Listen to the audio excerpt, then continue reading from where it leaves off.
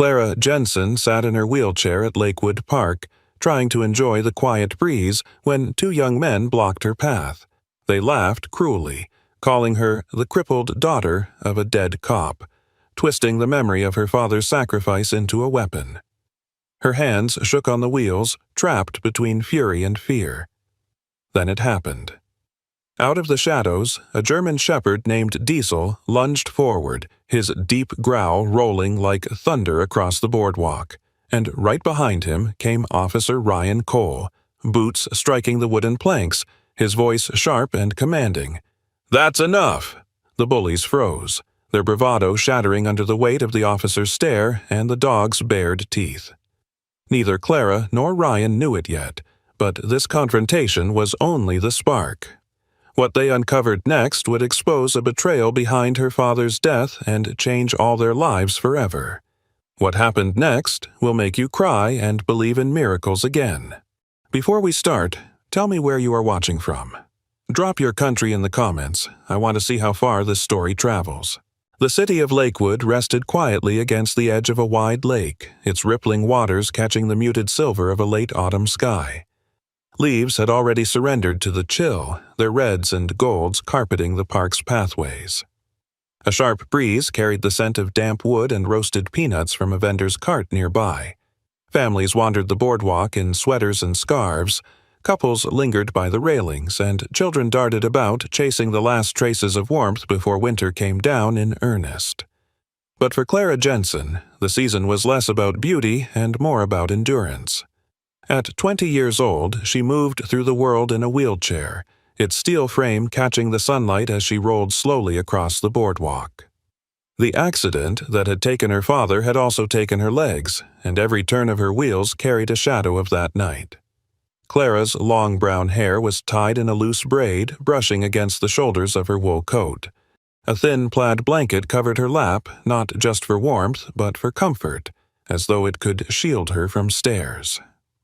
Her father, Officer Mark Jensen, had once been a decorated policeman in Lakewood, known for his quiet determination and unwavering sense of duty.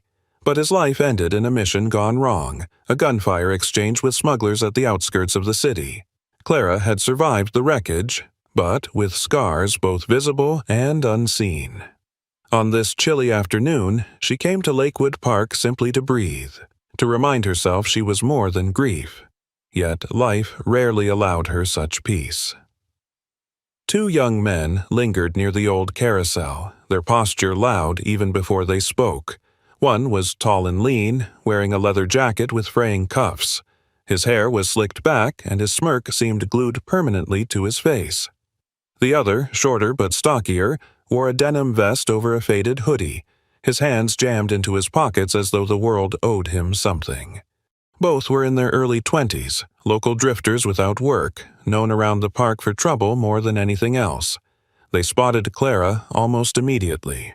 "Well, if it isn't the fallen princess," the taller one sneered, stepping into her path.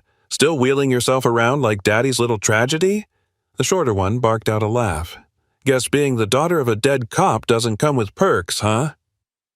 Except pity looks. Clara's chest tightened.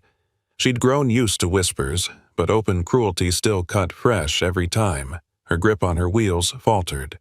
The taller man leaned closer, his shadow falling over her. "Tell me, Clara," he hissed. "Was it worth it? Your daddy dying for nothing? They say he was careless, got himself killed. Some hero." Her breath caught like a knife lodged in her chest. She tried to maneuver her chair back, but her hands trembled, the wheels sticking against the wooden planks. Her voice deserted her, leaving only the pounding of her heartbeat in her ears. And then a sound split the air, a deep, rolling growl that vibrated against the boardwalk itself. From the edge of the path, a German shepherd emerged, his sable and black coat bristling under the pale sun. His amber eyes locked on the two men, hackles raised, teeth flashing in a snarl that left no doubt he would strike if pushed further. This was Diesel, 5 years old, a trained K-9 with a record of rescues and arrests, loyal to his handler with every fiber of his being. He moved like a shadow of intent, muscles coiled and precise, his presence alone enough to stop the laughter in the throats of the bullies. Behind him came Officer Ryan Cole, 36 years old, a man whose life had been shaped by service. Tall, broad-shouldered, his short dark hair peppered with streaks of silver, he carried himself with the quiet authority of someone who had spent years on the line between order and chaos. Ryan wore the Navy patrol jacket of the Lakewood Police Department, its badge catching the dim light. His storm gray eyes assessed the scene, calm but dangerous. He had been on routine patrol along the park, Diesel trotting at his side when he heard the raised voices. Now his boots struck the boardwalk firmly as he stepped between Clara and the men. "That's enough," Ryan said, his voice even but edged with steel. The taller man's smirk wavered. He glanced at the dog, then at the officer, calculating. "We were just talking. No harm done." "Funny," Ryan replied, eyes narrowing. "Didn't sound like talking to me." Diesel growled again, low and rumbling, his stance unwavering. The shorter man took a nervous half-step back, bumping into his friend. The bravado that had seemed so unshakable began to crumble. Ryan kept his gaze steady. "Here's how this goes. You walk away, right now. You don't come near her again. Or I file a report, and you'll be explaining yourselves to the department before sunset. Your choice." For a moment, silence pressed against them. The taller man muttered under his breath, then tugged at his friend's sleeve. With a final glare at Clara, they backed off, disappearing into the crowd with curses too faint to matter. Only when they were gone did Diesel relax, though his eyes tracked the men until they were out of sight. Ryan knelt slightly, resting a hand on the dog's neck, his voice softening. "Good boy." Clara exhaled shakily, realizing she'd been holding her breath. Her eyes glistened with tears she refused to let fall. "You all right?" Ryan asked, his tone shifting to something gentler.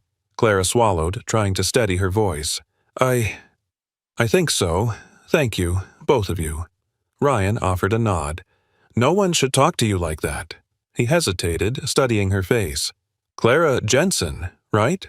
Her eyes widened in surprise. "You knew my father." Ryan's gaze softened. Everyone on the force knew Mark Jensen. He was one of the best, brave, loyal. His jaw tightened. He deserved more than the way people talk about him now. For the first time in a long while, Clara felt something other than isolation. This officer didn't look at her chair before her face. He didn't pity her. He stood beside her, a stranger, yet somehow already an ally. Diesel, sitting tall at Ryan's side, pressed closer to her wheelchair, his warm breath brushing her hand as though to reassure her further. Clara managed a fragile smile. "Your partner's protective." "Always," Ryan replied, giving Diesel an affectionate pat. "He has good instincts about people, and he likes you." The weight of humiliation began to lift from Clara's shoulders, replaced by a flicker of hope. For once, she didn't feel small or forgotten. She felt seen. The breeze rustled the last of the autumn leaves, carrying away the laughter of the bullies. In its place lingered a quiet promise that this meeting was not chance, but the beginning of something larger, something that would one day peel back the shadows around her father's death. But for now, at Lakewood Park, under the pale light of the coming winter, Clara Jensen had found what she thought she had lost forever, someone willing to stand with her. The breeze coming off Lakewood's wide lake turned sharper as the sun dipped closer to the horizon, scattering pale streaks of orange across the water. Clara remained in her chair near the boardwalk railing, her hands trembling slightly as she adjusted the plaid blanket over her lap. The echoes of the confrontation with the two young men still rang in her ears. She had thought she would feel relief once they left, but instead, her chest ached with an old wound that had never closed. Ryan Cole stood beside her, broad shoulders blocking the wind, while Diesel sat at her side with unshakable stillness. The officer's presence was both steady and patient. At 36, Ryan carried the aura of someone who had seen too much, yet still chose to fight for what was right. His navy jacket bore faint creases at the elbows, evidence of long patrols, and his storm gray eyes never strayed too far from Clara's face. "You don't have to explain," he said quietly. "But if you want to, I'm here to listen." Clara drew a long breath, her voice barely above a whisper. The accident wasn't just an accident. Not for me. Not for my father. She hesitated, the words catching in her throat. I lost the use of my legs that night, but I lost him too.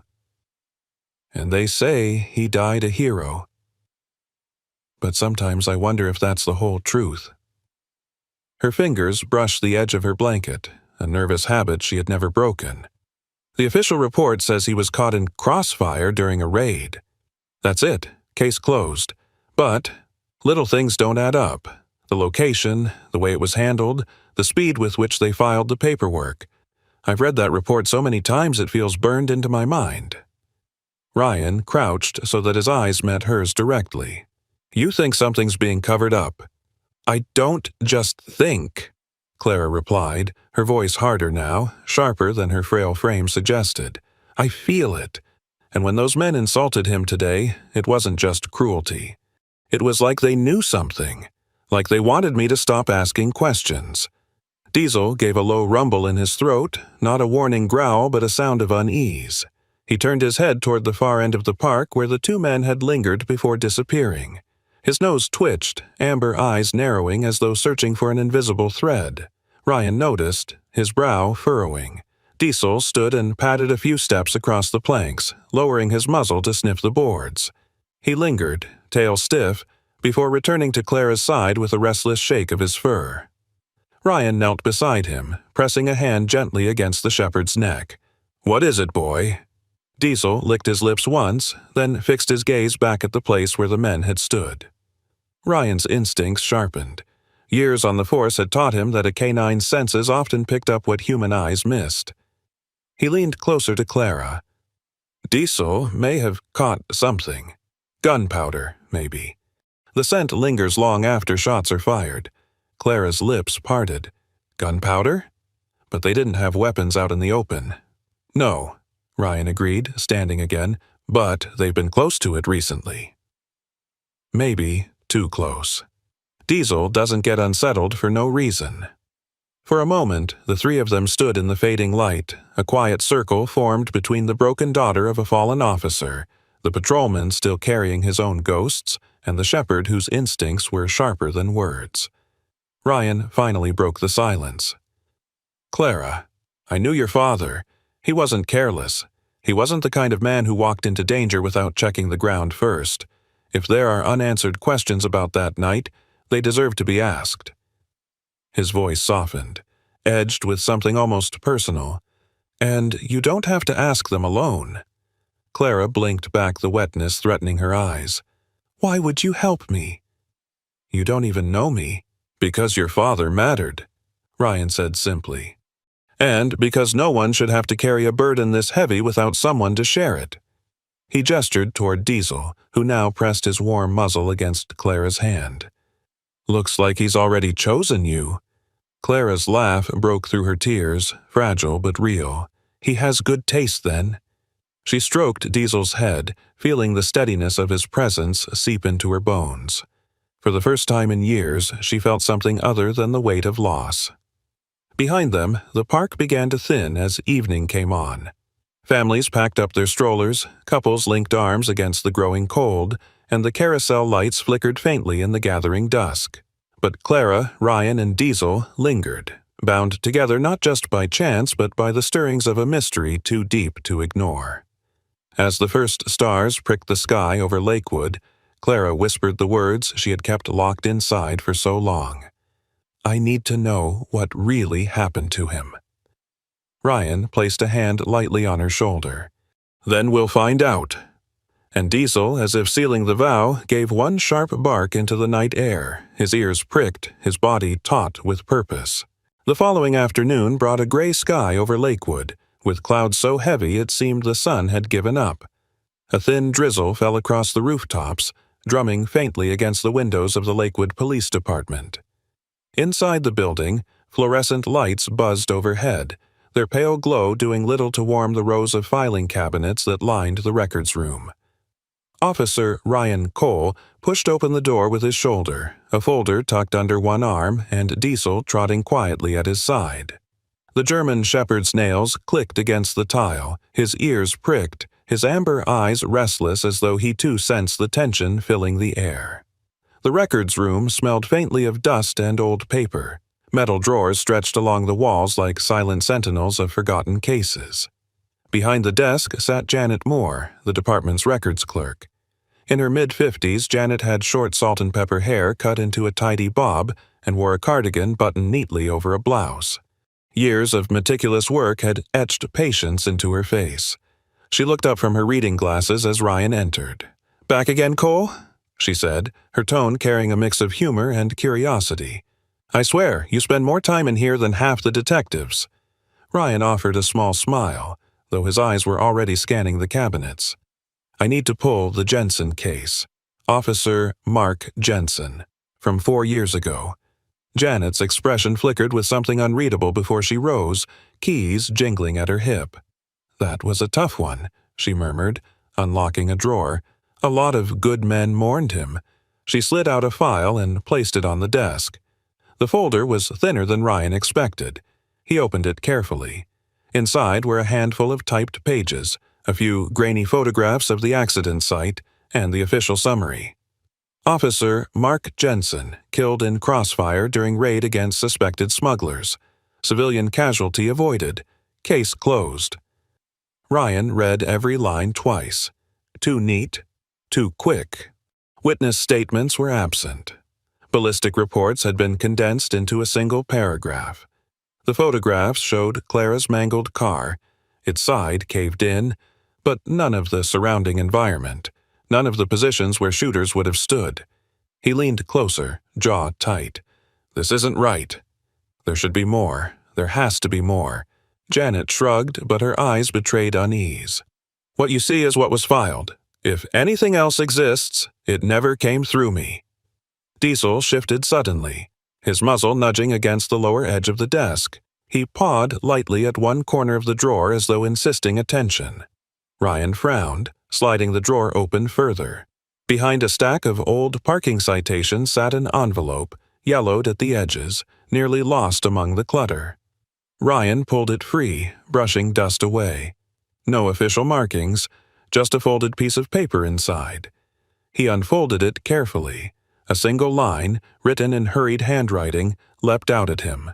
"Warehouse 17, Dockside District." His pulse quickened.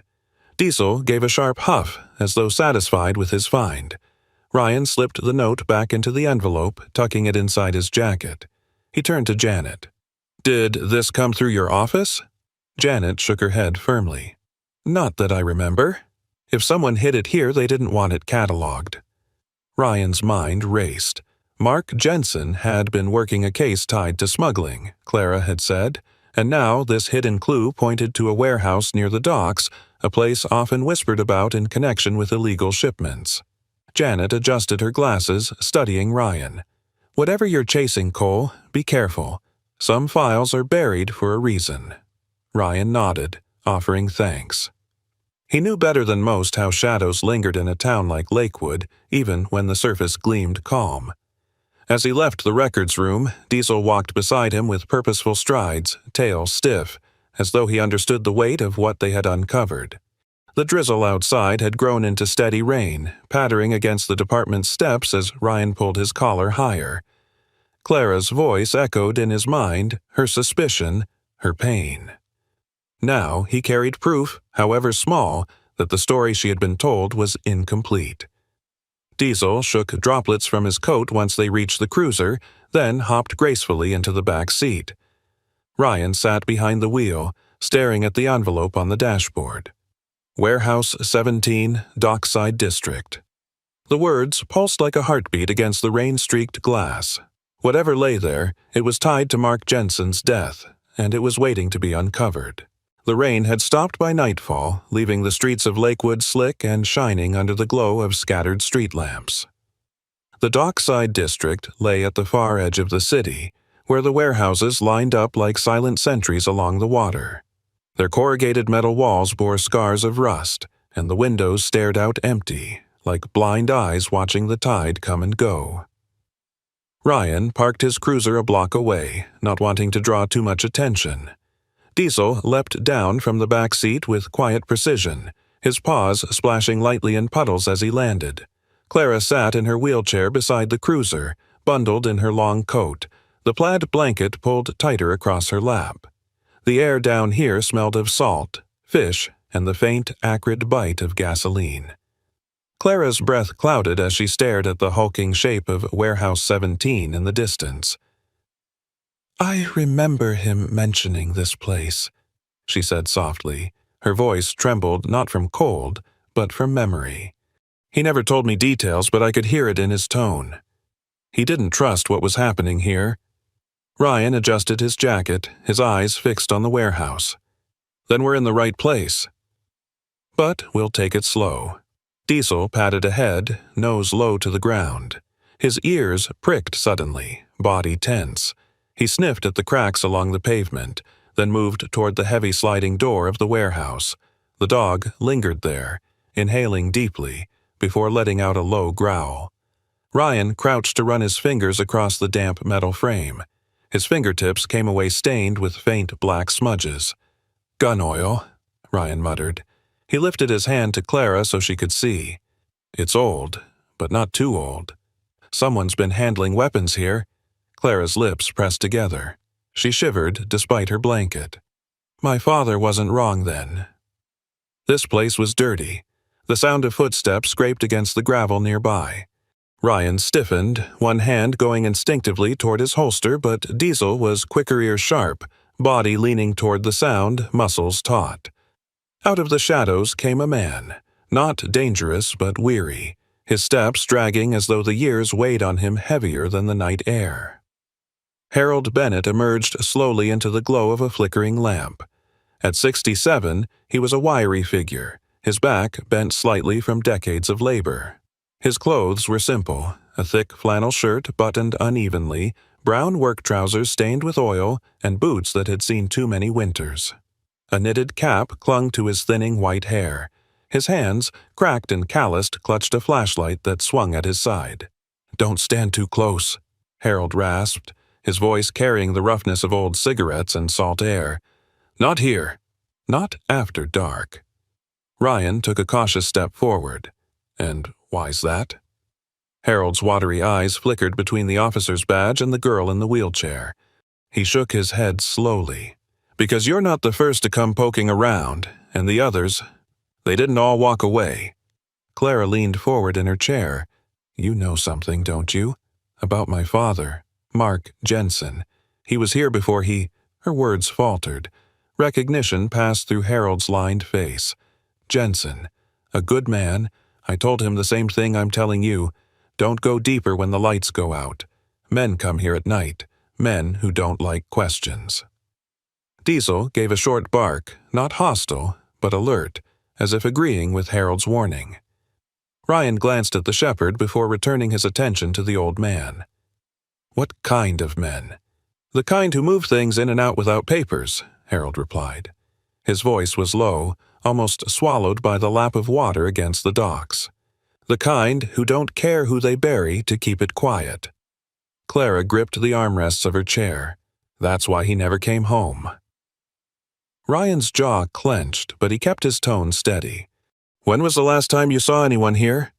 Harold scratched at his beard, eyes shifting nervously to the warehouse doors. "A week, maybe less. Trucks late at night, lights moving inside. I don't ask names. I just keep my head down and pretend I'm deaf." He took a step closer, lowering his voice. "You should do the same. The girl doesn't need to carry more scars." Clara's eyes glistened, but her voice was firm. "I already carry them." "I just need the truth." The wind rattled a loose sheet of metal on the warehouse roof, the sound echoing like distant gunfire. Ryan looked at Clara, then at Harold. He could see the man was afraid, but he could also see something else, a desire for someone else to take the burden, to finally shine light where he had only seen shadows. Ryan nodded slowly. "We'll be careful, but we can't turn away." Harold sighed, the weight of resignation heavy in his breath. He lifted his flashlight, shining it briefly toward the corner of the warehouse where the siding looked newer than the rest. "If you must dig, start there. That's where they unload, and don't linger past midnight." With that, he shuffled back into the dark, his boots crunching softly until his figure disappeared entirely. Clara and Ryan sat in silence for a moment, the sound of the waves filling the gap. Diesel pressed his body against Clara's chair, offering warmth as her hands shook. Ryan crouched beside her, his gray eyes steady. "Your father was right. Something's here. And if people are still coming, we'll find out who they are." Clara's voice quivered, but she met his gaze with quiet determination. "I don't want to be afraid anymore. If he gave his life for this, then I can't turn away either." Ryan rested a hand on Diesel's collar, feeling the steady beat of the dog's breath. The shepherd stood like a sentinel, eyes locked on the warehouse as if daring the shadows to reveal their secrets. The night deepened, clouds sliding over the moon. The warehouse loomed ahead, dark and silent for now, but alive with echoes of the past. Clara Jensen remembered her father's words, spoken years ago before his last mission. Some places carry more than cargo. They carry truth, and truth is heavy. Now, with Ryan and Diesel beside her, Clara felt the weight of that truth pressing close. The door to the warehouse stood only yards away, but for tonight, it remained shut, holding within it the secrets of her father's final stand. The night after their visit to the docks was restless for Clara. She sat by the window of her small apartment on the second floor of a brick building that had seen better years, the wheels of her chair locked in place. The rain had returned, ticking against the glass like impatient fingers. She couldn't shake Harold's words from her mind, men coming and going at night, carrying things that shouldn't be seen. Her father's voice seemed to echo through the dark corners of her memory, reminding her of the way he used to warn her that truth was often more dangerous than lies. Ryan had insisted on dropping her home and checking the locks himself before he left.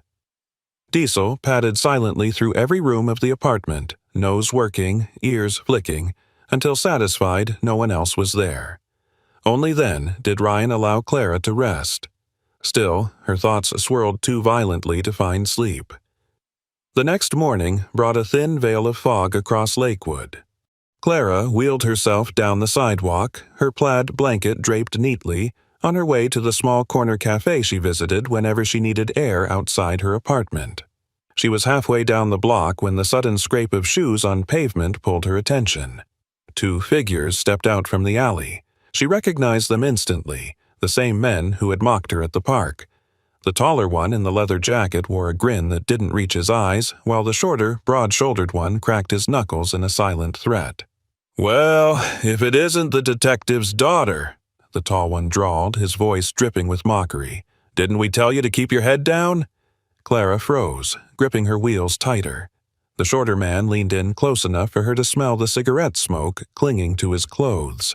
"Don't go digging where your old man fell," he hissed, "because you won't like what you find." Clara's pulse thundered in her ears. She tried to push her chair backward, but the taller man blocked the sidewalk. Before either man could move further, a growl like rolling thunder cut through the fog. Diesel appeared from the corner, muscles taut, amber eyes burning with focus. He snarled, teeth flashing, ears pinned forward in readiness to strike. And then came Ryan. His boots struck the pavement with steady, unhurried weight. Dressed in his Navy patrol jacket, his storm-gray eyes narrowed with controlled anger. "Step away!" he ordered, his voice cold steel. The taller man laughed nervously, but there was a tremor in it. "Relax, officer. We're just having a conversation." Ryan's jaw tightened. Funny kind of conversation. You don't speak to her again, you don't look her way, you don't even breathe in her direction. Diesel surged forward with a bark so sharp it cut the fog, making both men stumble backward. The shorter one cursed under his breath, tugging at his friend's arm. "Not worth it," he muttered.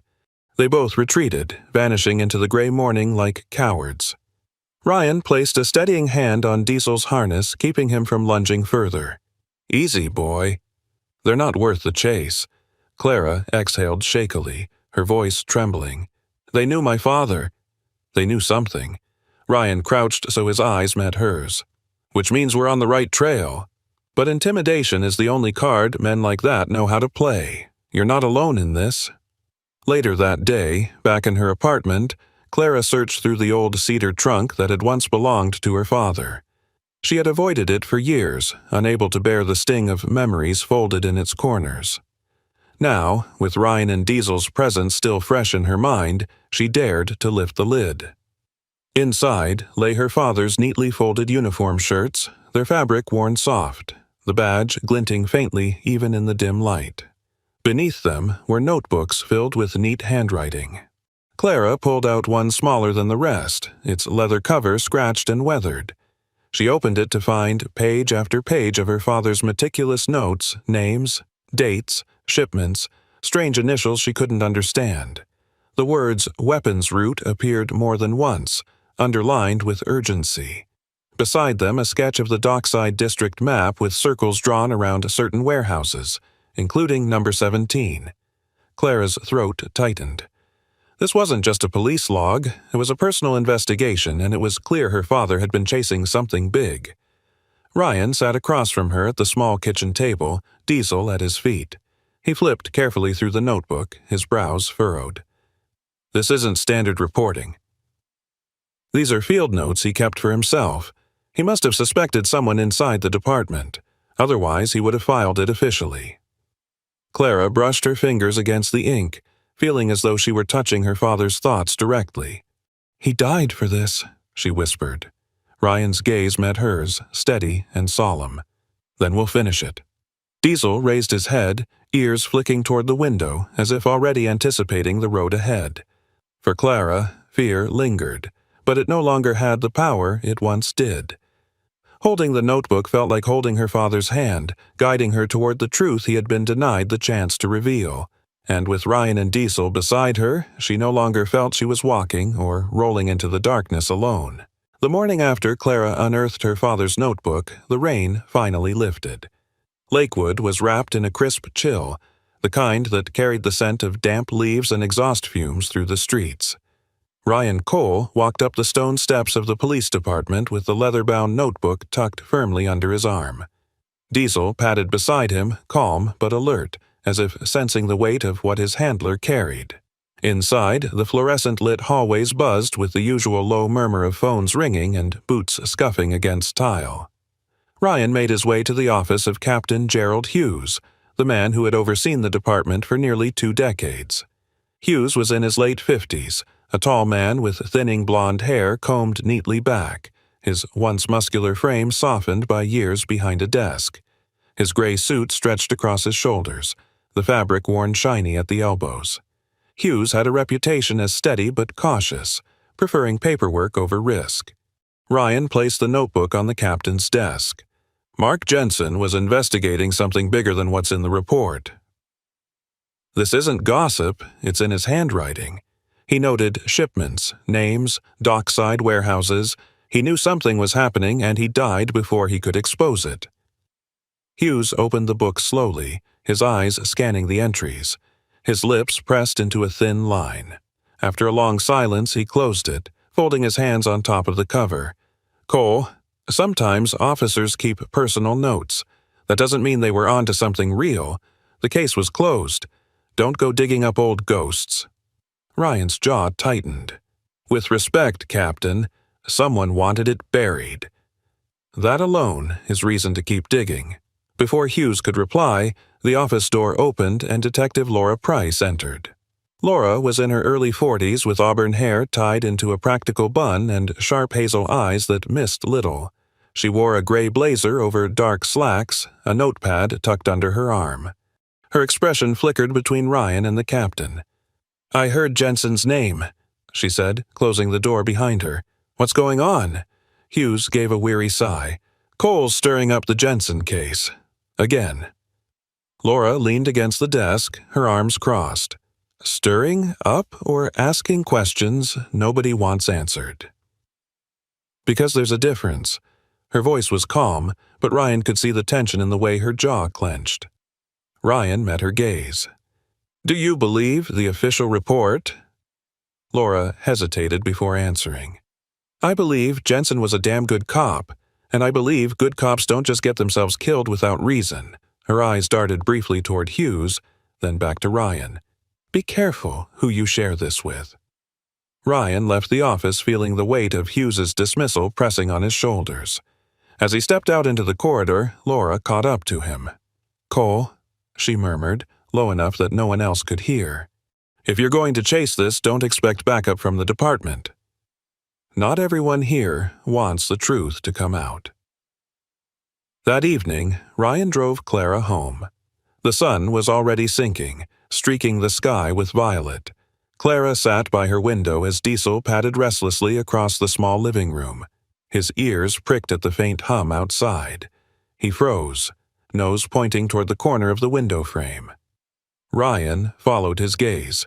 Diesel pressed forward, sniffing intently. Then his paw rapped against the wall right where the curtain brushed the sill. Ryan leaned in, frowning. Tucked discreetly under the eave, almost invisible, was a tiny black lens glinting faintly in the fading light. A camera, Ryan muttered, pulling the curtain back farther. Someone's been watching. Clara's eyes widened, fear flaring in her chest. How long has it been there? Ryan shook his head. Long enough. Diesel doesn't miss things like this unless the scent is fresh. He took out a small tool from his pocket and carefully dismantled the device, slipping it into a plastic evidence bag. His expression hardened. This isn't random harassment. Someone doesn't just follow you in the street. They planted surveillance. That's organized. Claire's voice was unsteady. You think it's connected to the men who threatened me? Ryan nodded. Most likely. They're tied to something bigger, and they don't want you getting close. Diesel circled back to Clara's chair, resting his head gently against her knee. His warmth and steady breath calmed her trembling hands. Ryan sat across from her, his storm-gray eyes steady. From now on, I'm staying close. I'll keep a patrol outside, but I'm not leaving you unprotected. Clara tried to protest. You can't watch me all the time. You have other duties. This is my duty, Ryan interrupted firmly. His voice softened after a moment. Mark Jensen would have done the same for me if the roles were reversed. The room grew quiet except for the rhythmic sound of Diesel's breathing. Clara stared down at her father's notebook on the table, her fingers tracing the inked lines of his handwriting. For the first time, she spoke the thought she had carried silently for years. My father wasn't just unlucky that night. Someone let it happen. Maybe even someone inside the department. That's the only way the reports could be this wrong, the only way people act this afraid. Ryan leaned forward, his hands clasped together. Then we'll face it. Betrayal doesn't erase what he stood for. We'll make sure the truth isn't buried with him. Diesel gave a sharp bark, as if to seal the promise. Outside, the city lights flickered on, one by one, while shadows stretched longer across Lakewood. Somewhere in those shadows, someone was watching, waiting. But inside the apartment, Clara was no longer alone. The following day dawned with a pale haze over Lakewood, the kind of fog that rolled in from the water and clung stubbornly to the piers. The dockside district looked even more desolate in daylight than it had under rain and shadow. Seagulls wheeled overhead, their cries sharp against the steady lap of water against wooden pilings. The smell of salt, oil, and fish guts filled the air. Ryan parked the cruiser near the edge of the old pier. Clara sat in the passenger seat, her blanket tucked neatly across her lap. She had insisted on coming, despite his warnings, her eyes filled with the same determined fire that had once burned in her father's. Diesel jumped down first, paws striking the weathered boards, tail stiff with alertness. Warehouse 17 was just the beginning, Ryan murmured as he scanned the fog-shrouded line of buildings. Let's see what else your father marked. Clara held the notebook open in her lap. She pointed to the scribbled circle around Pier 12. He wrote about shipments moving through here. If we're going to find anything, this is the place. Diesel sniffed the damp boards as they moved closer. His head lifted suddenly, ears sharp, before he darted ahead, nose pressed close to the ground. He led them along the length of the pier, past stacks of empty crates, until he stopped at a section where the planks had warped from years of water damage. The shepherd pawed at a loose board, whining low. Ryan crouched, pried the board up, and revealed a canvas duffel wedged beneath. He dragged it out carefully, the weight immediately telling him it was no ordinary bag. When he unzipped it, the metallic gleam of rifles and ammunition spilled into view. Clara gasped, her hand covering her mouth. It's exactly what he wrote about. Ryan's face hardened. Weapons. Smuggled through the pier. He was right. He zipped the bag closed again, his storm-gray eyes scanning the empty dock. If this is here, there's more. And someone's been moving it recently. The sound of boots against wood startled them. A figure emerged through the fog. A man in his early 50s, tall, with a square jaw and lines carved deep into his weathered face. His dark hair was streaked with gray at the temples, and his uniform jacket bore the insignia of a senior officer. He froze when he saw Ryan, Clara, and the duffel bag. "Daniel Reed," Clara whispered. Ryan straightened. "Officer Reed. I didn't expect to see you here." Officer Daniel Reed had once been Mark Jensen's partner. He was known for his reliability in the field, a man of few words but a sharp instinct. Yet now his expression flickered with unease, his hands buried deep in his jacket pockets as he approached. "What are you doing out here, Cole?" Reed asked, his voice rough but cautious. "And with Jensen's girl?" His eyes flicked briefly toward Clara, then down to the duffel bag. Ryan didn't move. "Following up on something your old partner was working on. Something that looks a lot like this." He nudged the bag with his boot. Reed's jaw tightened. "You shouldn't be digging into this. It was closed for a reason." Clara's voice cracked through the cold air. "Because someone wanted it closed. My father died chasing this, and you know it." Reed's eyes met hers, and for a moment the sternness slipped. He looked older than his years, weighed down by something heavier than time. His lips parted as though he meant to answer, but he pressed them shut again. Ryan stepped closer. "If you know something, now's the time." Reed shook his head quickly, glancing over his shoulder as though expecting someone to emerge from the fog. "Not here. Not now." He turned abruptly, walking back into the mist, his shoulders hunched. Clara called after him, her voice trembling with frustration. "You owe him the truth." But Reed didn't stop. His figure dissolved into the gray, leaving only the sound of his fading footsteps. Ryan stared after him, his fists clenched. Diesel pressed against his leg, growling low, as if sharing his suspicion. Ryan finally spoke, his voice low and grim. "He knows more than he's willing to admit.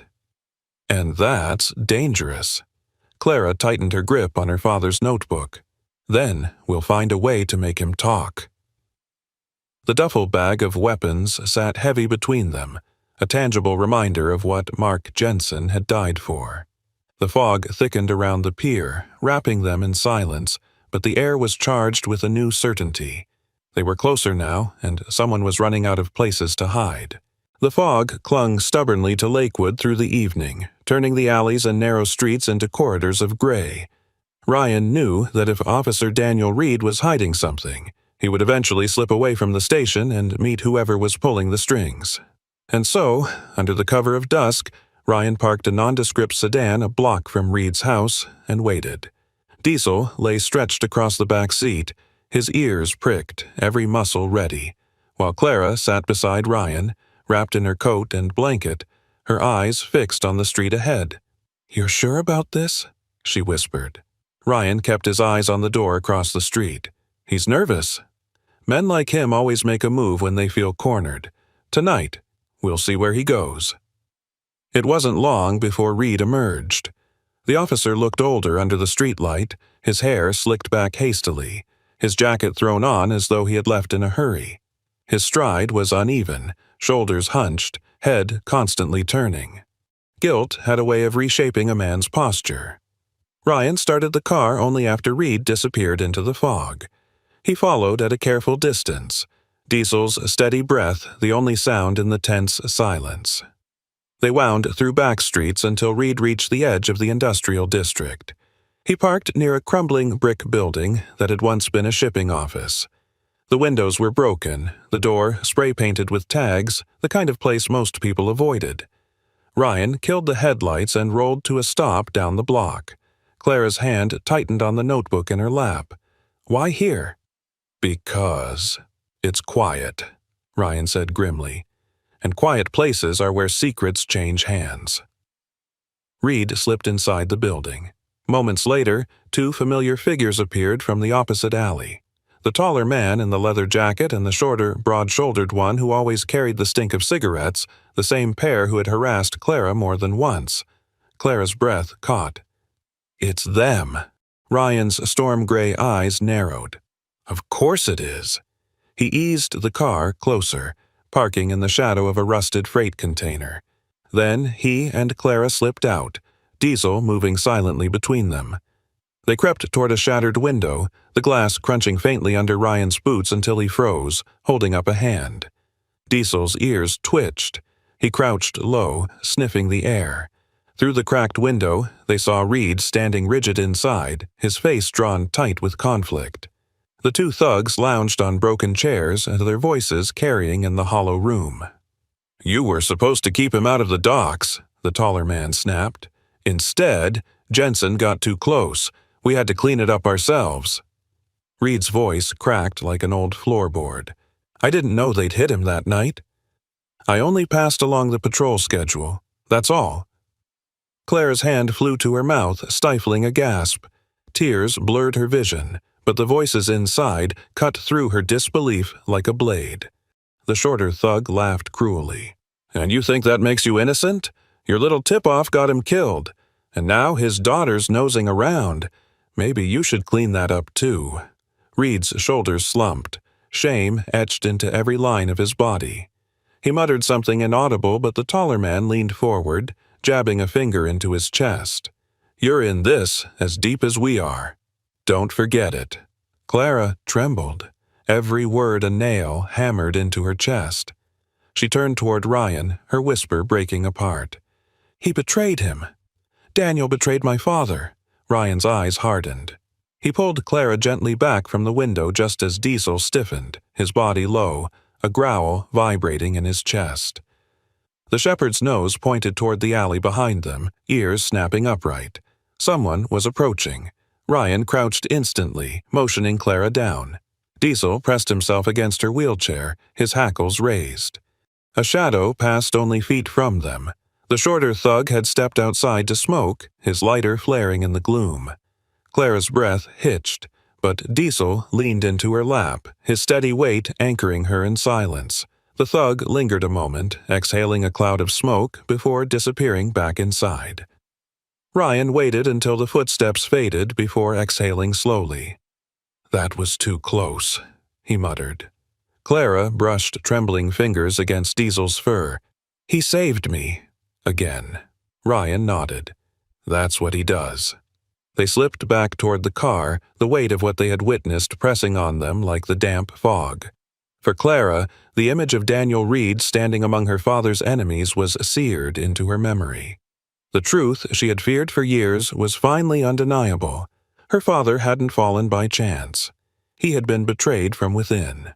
As Diesel jumped into the back seat and Ryan helped Clara settle in, the city lights flickered faintly in the distance, indifferent to the truths that broke hearts.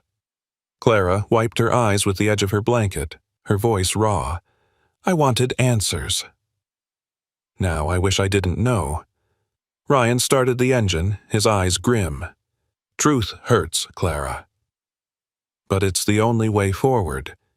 Diesel lay at her feet, his head resting on her knee, amber eyes watchful against the dark. Clara's tears fell silently, but for the first time she wasn't weeping alone. The night air at the dockside district was heavier than usual, thick with the scent of brine and rust. The warehouses rose like dark fortresses against the moonlit sky, their steel walls echoing with the groan of shifting metal as the cold wind swept through. Ryan Cole tightened the straps of his utility vest, his expression carved with grim determination. Diesel stood at his side, hackles stiff, eyes sharp. Inside the cruiser, Clara adjusted her blanket over her lap. Though fear tightened her chest, her gaze was unwavering. "This was where he died, wasn't it?" she whispered, her voice trembling but steadying itself against the truth. Ryan nodded, his storm-gray eyes reflecting the glint of the distant dock lights. "Yes, and tonight we ended here." The plan was desperate but necessary. They knew the gang would try to silence Clara once and for all, so Ryan had chosen the battlefield carefully. Warehouse 17, the same place Mark Jensen had fallen. But this time, the ambush would not be theirs, it would be his. Diesel whined softly, as if sensing the danger. Ryan crouched, scratching behind the shepherd's ear. "I know, boy, but she's counting on us." Clara forced a small smile. "I can do this. If they want me as bait, then let me draw them out." Ryan hesitated, but there was steel in her words. He leaned close. "You won't be alone for a second. Diesel won't leave your side, and I'll be watching every angle." They moved into position. Clara wheeled herself into the center of the warehouse, her breath catching at the sight of rusted beams and broken crates that bore the ghosts of her father's last moments. Diesel stayed at her side, his body pressed close, eyes scanning the shadows. Ryan disappeared into the rafters above, his dark jacket blending seamlessly with the steel. Minutes stretched into what felt like hours. Then came the sound, the low rumble of engines, doors slamming shut, voices rough with menace. The gang arrived. The two thugs from before led the way, their smirks twisted in the flickering light of their flashlights. Behind them came three more men, all in their 30s, dressed in work jackets and heavy boots, faces hard from years in the underworld. Each carried the swagger of someone who had gotten away with too much for too long. "There she is," the tall one sneered, stepping forward. "Little Clara Jensen." Just couldn't leave well enough alone. The shorter thug spat on the ground. "Your father paid the price. Now it's your turn." Clara swallowed hard but held her ground. Diesel growled, his teeth bared, amber eyes locked on the men. From his perch, Ryan steadied his weapon, every muscle taut. He needed them to step closer. The leader of the group, a heavy-set man with a scar running from his ear to his jaw, pointed at Clara's chair. "Take her." The moment the first man lunged, Diesel exploded forward. He hit the thug square in the chest, teeth snapping, sending him sprawling onto the concrete with a cry. The others cursed, raising their weapons, but before they could fire, Ryan's voice rang out from above. "Drop them!" Shots cracked, echoing like thunder inside the warehouse. Ryan fired warning rounds into the metal beams, sparks flying. The gang scattered, ducking for cover, but Diesel tore through the chaos, keeping Clara shielded.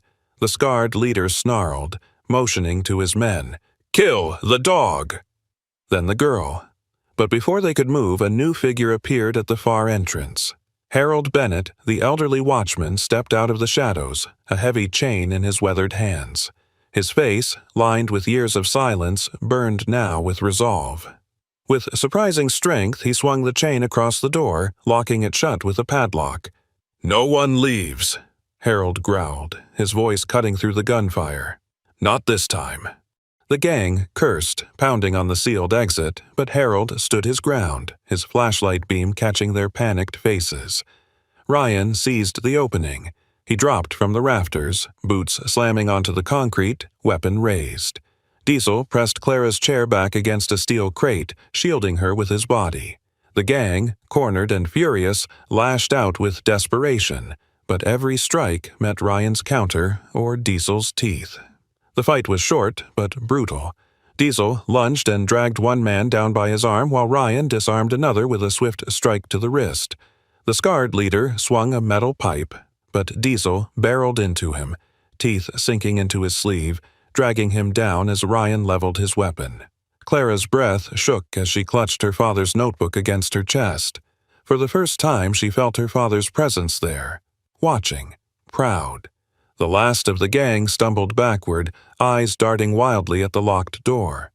Harold's flashlight blinded him as Ryan barked, "On the ground, now!" The man dropped his weapon, hands raised. Silence settled in the warehouse, broken only by Clara's ragged breaths and Diesel's steady panting. Ryan scanned the scene, then turned to Harold. "You didn't have to step in," Ryan said. Harold's voice was tired but steady. I've been waiting years for someone brave enough to finish what Jensen started." Tonight was the night. Clara wiped her tears, her voice trembling. "Thank you." Harold gave her a small nod, his expression softening. "Your father was a good man. Now he can rest." Diesel trotted back to Clara, pressing his head against her hand. She stroked his fur, whispering, "We did it, boy." We finally did it. At the warehouse that had once stolen everything from her now stood as the place where she reclaimed her father's honor. The sirens cut through the night like blades of sound, bouncing off the steel walls of the dockside warehouses. Red and blue lights spilled across the cracked pavement as squad cars swarmed Warehouse 17. Officers poured into the building, boots pounding, radios crackling orders. The gang, who had thought themselves untouchable, now lay cuffed on the cold floor, their bravado replaced by trembling silence. Ryan stood near Clara, who sat in her wheelchair against the steel crate where she had been moments before. Diesel pressed against her side, his body taut until Ryan gave a quiet hand signal. The shepherd eased down, sitting tall beside her like a sentinel. Clara reached for his fur, her hand trembling with both fear and relief. At the center of the commotion, Captain Gerald Hughes arrived, his tall frame stooped slightly with age but still carrying the authority of his years in uniform. His gray suit was damp from the night air, and his face was stern as he surveyed the scene. "What the hell happened here, Cole?" Ryan's voice was steady, his storm-gray eyes unwavering. "What happened is the truth finally broke through the lies. We found the smuggling ring Jensen was investigating, the same one that cost him his life, and we caught them red-handed." Hughes opened his mouth to reply when another officer was dragged into the warehouse by two patrolmen. It was Daniel Reed, his once proud posture reduced to a slouch of defeat. His hair was disheveled, his uniform jacket hanging loose as if it no longer fit the man he had become. Clara's breath hitched. Her eyes locked on him, wide with both recognition and betrayal. Ryan stepped forward, his voice like iron. "Reed has been feeding them information for years. He gave up patrol schedules, he told them where Jensen would be that night. He made sure Jensen walked into a trap." Gasps rippled through the gathered officers. Some looked at Reed in disbelief, others in silent fury. Reed's face crumpled as if he could no longer hold up the mask. Clara's voice rose, breaking with emotion. "You were supposed to be his friend, his partner, and you let him die." Reed's lips trembled, his voice hoarse. "I didn't mean for it to happen that way. I thought—" "Thought what?" Ryan snapped. "That you could cut deals with criminals and walk away clean? That betraying a good man wouldn't stain you?" He stepped closer, his voice low, dangerous. "Mark Jensen didn't die because he failed. He died because someone he trusted sold him out." Hughes's face hardened. He nodded to the officers restraining Reed. "Take him in." Every file, every report tied to Jensen's case is reopened as of tonight. As Reed was hauled away, Clara bowed her head, tears spilling freely. They were not just tears of grief this time, but of release. For years, she had lived with the whisper that her father had fallen because of recklessness, because of failure. Now, in front of the entire department, the truth was spoken. He had died a hero, betrayed, but never broken. Ryan knelt beside her chair, his hand resting gently on her shoulder. "It's over, Clara. He has his honor back." Clara lifted her tear-streaked face, whispering, "That's all I ever wanted." Diesel whined softly and pressed his head into her lap. She stroked his fur, smiling faintly through the tears. "And I have you. Both of you." And the next morning, Lakewood woke to headlines that carried the story across the city. Officer Mark Jensen died exposing smuggling ring. Betrayal within department revealed. The words felt like a weight lifted, not just from Clara's heart, but from the community that had doubted a man who had given everything. Ryan brought Clara to the lakeside park where this journey had begun.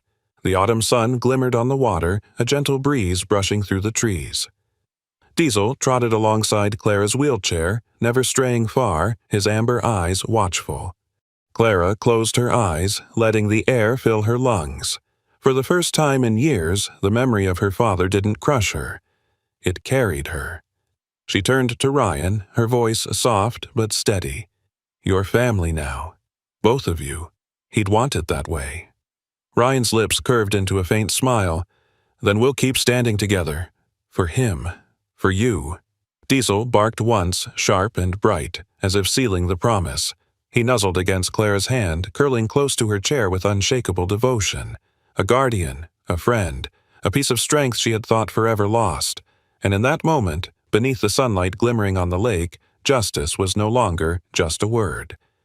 It was alive, standing with them, giving Clara back what had been stolen, her father's honor, her courage, and the family she thought she would never find again. In the end, this story reminds us that justice may be delayed, but it is never truly denied. Clara's father was not forgotten, and through courage, loyalty, and faith, the truth finally came to light. Sometimes God's miracles are not sudden flashes of light, but quiet acts of protection. A loyal dog that refuses to leave your side, a friend who stands with you when the world turns its back, or the strength to keep believing when everything feels broken. In our everyday lives, we may not face gangs or betrayal, but we all face battles of doubt, fear, and loneliness. And yet, just as Clara found her father's honor restored, we too can find hope restored when we trust that God is still working, even in the shadows. If this story touched your heart, please share it with someone who needs encouragement.